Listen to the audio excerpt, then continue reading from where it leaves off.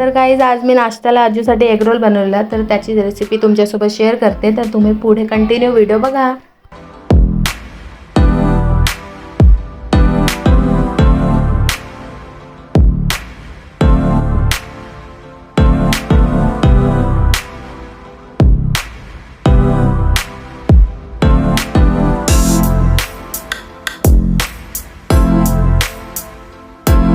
तर तुम्ही रेसिपी तर बघितलीच गाईज, तुम्हीही नक्की घरी ट्राय करा. आजूला खूप आवडलेली. बघता बघता पाणी पण आलं आणि मग मी हांडे कळशी टाकी वगैरे घासून मस्त स्वच्छ, बघा किती पाणी साफ आहे, भरून घेतलं. त्यानंतर मग माझे चालूचेच भांडे होते, जास्त नव्हते. सोबतच मग मी पाण्याच्या बाटल्या भरून घेतल्या. सोबतच किचन ओटाही क्लीन करून घेतला आणि मग फ्रेश झाले आणि स्वयंपाकाच्या तयारीला लागले मी. आणि आज मी बनवणार होते मसाले भात. तर त्याच्यामध्ये माझ्याकडे व्हेजिटेबल जास्त अवेलेबल नव्हते, तर मी फक्त बटाटे आणि फ्लावर टाकून घेतलेलं आणि त्याच्यात मी दही मसाले वगैरे सगळं त्याच्यातच टाकून घेतलेलं. मी खडे मसाले जास्त वापरत नाही, पण या मसाले भातामध्ये मी टाकलेलं आणि त्याचा एवढा मस्त फ्लेवर आलेला, खूप टेस्टी झालेला मसाले भात. तर तुम्ही त्याचीही रेसिपी बघून घ्या.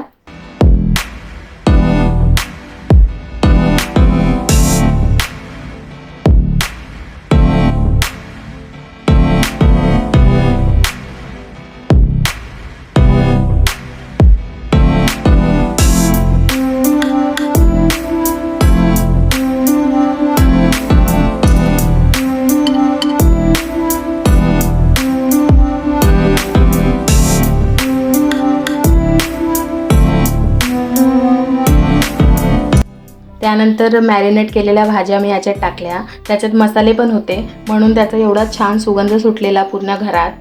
माझ्या पद्धतीचा मसाले भात तुम्ही एकदा नक्की घरी ट्राय करा, तुम्हालाही खूप आवडेल. म्हणजे एवढी किटकिट झंझट नाही आहे, फटाफट बनतो आणि खूप टेस्टी असतो. मग मी झाकण लावून त्याला 3 शिट्या काढून घेतल्या. तर माझा मसाले भात रेडी झालेला आहे आणि आम्ही खायला बसलो. खूप म्हणजे खूप यम्मी होता. आणि नंतर मग संध्याकाळी माझी ताई आली अचानक माझ्याकडे. म्हणजे तिने सांगितलेलं मला, पण मी विसरलेली. मग ती मला सँडविच खायला घेऊन गेली सोबत. हा I think cheese grill sandwich आहे आणि खूप क्रीमी आणि खूप यम्मी होता. आणि हा गरमही खूप होता आणि मजा येत होती खूप खायला. त्यानंतर मग बघता बघता ताई पण आली, सोनाली ताई. मग आम्ही तिघंजणं गप्पा मारत होतो.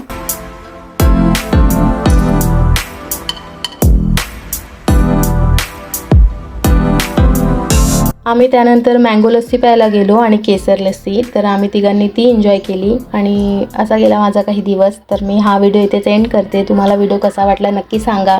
लाईक करा, शेअर करा आणि सबस्क्राईब करा माझ्या चॅनलला. Thank you for watching. बाय.